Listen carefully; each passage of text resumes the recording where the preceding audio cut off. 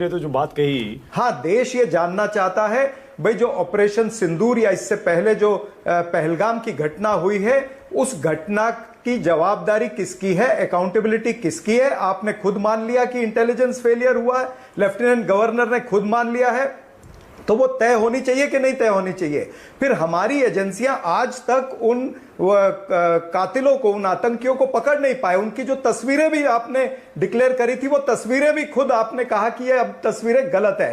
यानी जो विदेश मंत्री जयशंकर, जिनको मैं लेजर शंकर कहूंगा, उनकी लेजर भी कोई काम में नहीं आई। वो तस्वीरें जो है, फिर उन्होंने जो पहले कहा था विदेश में जाकर के हमारे पास में तस्वीरें आतंकियों की, जल्द पकड़े जाएंगे, लेकिन वो तस्वीरों को भी उनको खारिज करना पड़ा। ऐसे सरकार ने कई सारे यू टर्न इसमें लिए हैं। फिर ट्रंप ने जो 24 बार क्लेम किया है कि मैंने युद्ध रुकवाया, उन्होंने तो ये तमाम सारी चीजें कही है। ट्रेड का हवाला देकर के उन्होंने एक बार नहीं 24 बार कहा है कि मैंने ट्रेड की धमकी देकर के युद्ध को रुकवाया। फिर जो सीडीएस साहब ने कहा, या फिर जो आदरणीय डेप्यूटी आर्मी चीफ जो है लेफ्टिनेंट राहुल सिंह जी ने, या फिर इंडोनेशिया में जो हमारे कोई कुछ बोल रहा है, जो सपरा साहब ने बात बोली मैं उससे सहमत हो रहा हूं कि, और जफर इस्लाम साहब भी वही कह रहे हैं कि हमने उनको कह दिया था कि हम आपके सिर्फ मिलिटेंट टारगेट्स में आएंगे, मिलिटेंट कैंप्स में आएंगे। इसका मतलब जो आपको करना चाहिए एयरफोर्स लॉन्च करने से पहले, suppression of enemy air defence, SEAD operations, ये एक स्टैंडर्ड ऑपरेटिंग प्रोसीजर है एयरफोर्स का, वो शायद नहीं किया गया। वही बात उसने मिलिट्री अटैची ने बोली, वही बात। लेकिन हमारे नेशनल सिक्योरिटी एडवाइजर बोल रहे हैं एक कांच भी नहीं टूटा, एक कांच भी नहीं टूटा। और वो उधर बोल रहे हैं हमने तो सिर्फ मिलिटेंट कैंप्स पे अटैक किया है। जो सीडीएस बोल रहे हैं सिंगापुर में, वो बोल रहे हैं देखिए ये जरूरी नहीं है जानना कि कितने हवाई जहाज गिरे, पर ये जानना जरूरी है कि क्यों गिरे। इसका मतलब गिरे मानक। हाँ। अरे भाई, जो बख्शी साहब ने बोला सही है यार, अगर 3 हवाई जहाज गिरे तो ब्लडी वेल गिरे, सो व्हाट, वी ठोक out bloody 8 of them, 9 of them. Trump तो बोल रहा है वॉशिंगटन से 4 हवाई जहाज गिरे, उसकी इंटेलिजेंस रिपोर्ट दुनिया सुन रही है और हम गुग्गों के माफिक बैठे हैं। ये बात ठीक नहीं है। तो ये संसद में अब हो जाएगा, 26 घंटे मिले हैं इसमें।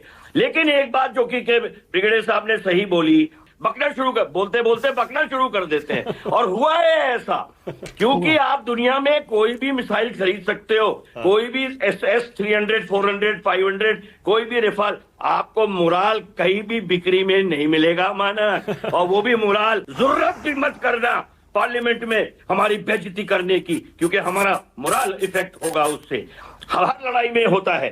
ट्रंप 24 बार बोल चुका हमने मध्यस्थता की, अभी देखिए बोल रहा, कल परसों बोला, सब चीज बोला। अरे भाई, अगर मध्यस्थता की है तो मान लो कि हमारे भाई आपने मध्यस्थता कोशिश करी, पर हमने नहीं माना आपकी बात।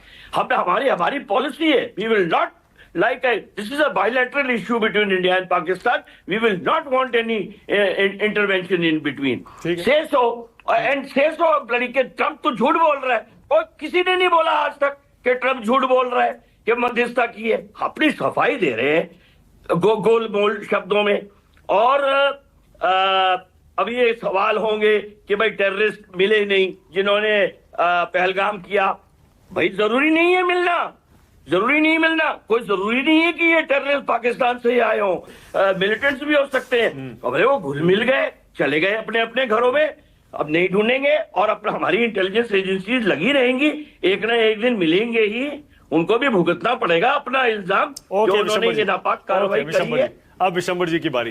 विशंबर जी यहीं से शुरू करिए। दहिया जी ने तो जो बात कही, हाँ, देश ये जानना चाहता है भाई जो ऑपरेशन सिंदूर या इससे पहले जो पहलगाम की घटना हुई है, उस घटना की जवाबदारी किसकी है, अकाउंटेबिलिटी किसकी है। आपने खुद मान लिया कि इंटेलिजेंस फेलियर हुआ है, लेफ्टिनेंट गवर्नर ने खुद मान लिया है, तो वो तय होनी चाहिए कि नहीं तय होनी चाहिए। फिर हमारी एजेंसियां आज तक उन कातिलों को, उन आतंकियों को पकड़ नहीं पाए। उनकी जो तस्वीरें भी आपने डिक्लेयर करी थी, वो तस्वीरें भी खुद आपने कहा कि ये अब तस्वीरें गलत है। यानी जो विदेश मंत्री जयशंकर, जिनको मैं लेजर शंकर कहूंगा, उनकी लेजर भी कोई काम में नहीं आई।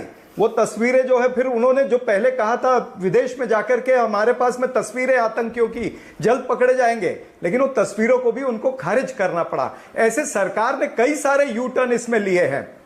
फिर ट्रंप ने जो 24 बार क्लेम किया है कि मैंने युद्ध रुकवाया, उन्होंने तो ये तमाम सारी चीजें कही है। ट्रेड का हवाला देकर के उन्होंने एक बार नहीं 24 बार कहा है कि मैंने ट्रेड की धमकी देकर के युद्ध को रुकवाया।